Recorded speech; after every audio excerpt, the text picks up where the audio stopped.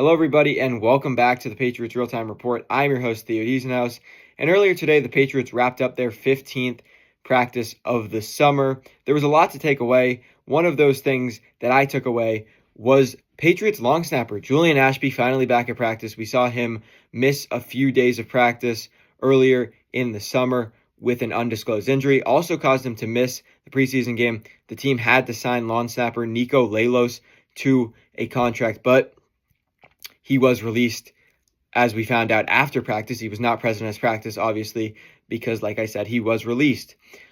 Additionally, the Patriots added interior offensive line depth. Mike Vrabel mentioned it in his press conference, didn't disclose the names, but the names are center Joe Mikowski and guard Darian Dalcourt. Mikowski is a second-year player who was with the Broncos last year, and when watching the film, I noticed that he looked a little unathletic, but I thought the base was strong. When reading Lance Zierlein's report, it was about the opposite. He said he was an undersized center. I don't know how he could be an undersized center as he sits at 6'5", but those are his takeaways. He said he was undersized, he was athletic, and he was not strong. So he had the exact opposite takeaways as me. And this is one of those times where you're thinking to yourself, are my eyes deceiving me? I don't think so, because I watched a lot, and I'm not going to sit here and say that Lance is wrong, because he's obviously done a lot more in the industry than me, but I had different takeaways than him. So I think he's a very unathletic player. I think he did show a strong base. Granted, it was against third string offenses or defenses, but I thought his instincts were good in the run game. I didn't see too many complaints. Looked like a stereotypical center. He is big, although he was undersized. According to some draft reports, he's 6'5", 305 pounds, which is huge for a center. But I liked what I saw. I thought he did play in like slow motion is the best way to describe it. Despite this, solid player, a guy that you're going to find on the street, for lack of a better word or term, in the middle of August. Not too bad. And then the other guy, Darian Dalcourt, went to Alabama, played for the Ravens in 2024, then the Commanders, Panthers, and Browns last season. He bounced around.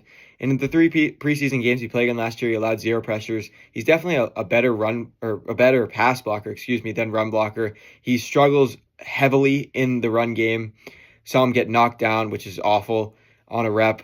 And he gets virtually no push. He kind of looked like a tight end in the sense that he's just not stronger than these guys. But in pass pro, he actually looks pretty good. PFF gave him an 80 rating or grade. So not mad at that. I think both of these guys have a really decent shot at making the roster because the Patriots are so thin. And that is because Ben Brown was announced as a guy that could have or will be out for multiple weeks.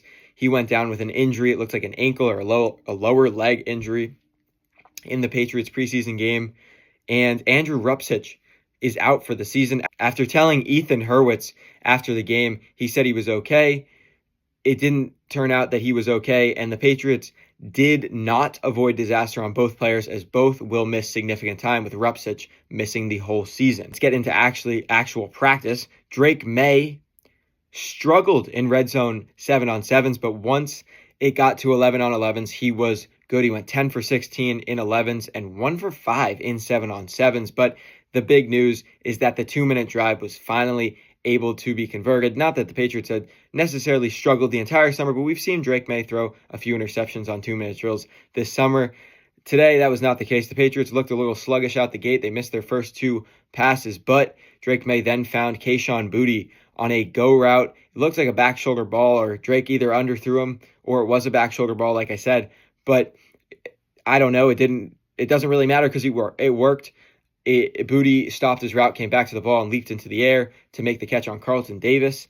And then on the very next play, Drake May found Romeo Doubs, a very familiar sight, or a very frequent sight, I should say, at practice. Doubs had 3 touchdowns on the day, and they all kind of looked the same. Doubs went up and over Charles Woods, who was in a red non-contact jersey, to make the touchdown catch in the back right corner of the end zone. It was a great catch and a great throw by Drake May. Tommy DeVito on the day was 4 for 4 in 7-on-7s, went 6 for 13 in 11-on-11s, and was not able to score on the Patriots 2-minute drill, or if you want to be more specific, 1 minute and 5-second drill.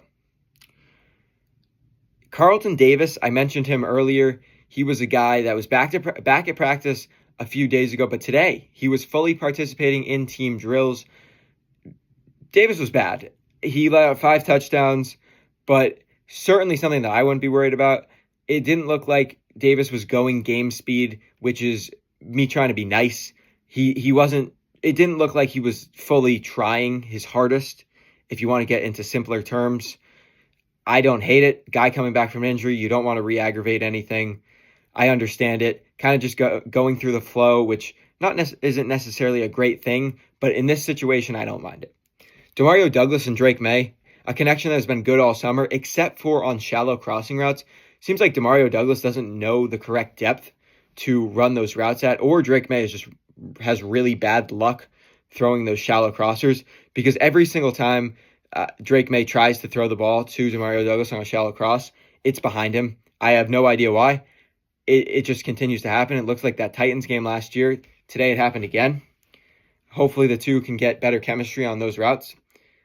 Christian Gonzalez, another 2023 draft pick, missed practice again. Vrabel said it was an injury thing, but it's worth noting Devon Witherspoon signed his contract with the Seattle Seahawks, a 4-year, $132 million deal with $101 million guaranteed.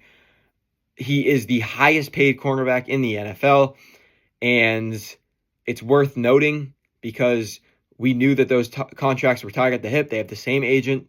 Gonzalez congratulated Witherspoon on his Instagram story earlier today. And Christian Gonzalez was a no-show at practice once again. Is this an injury? Is this contract related? I think it's a mix of both, but only time will tell. The Patriots will be back at practice tomorrow. Practice will be closed to the public, but open to the media. And the next time you can go out and watch practice is going to be next Wednesday, August 19th, where the Patriots will be taking on the Philadelphia Eagles at Gillette Stadium, or behind Gillette Stadium, I should say, on the practice fields. The joint practice will be a double or a 2-day joint practice, so you can see them on the 19th or the 20th, which would be Wednesday and Thursday. I'm Theo Diesenhaus, and this was your Patriots Real-Time Report.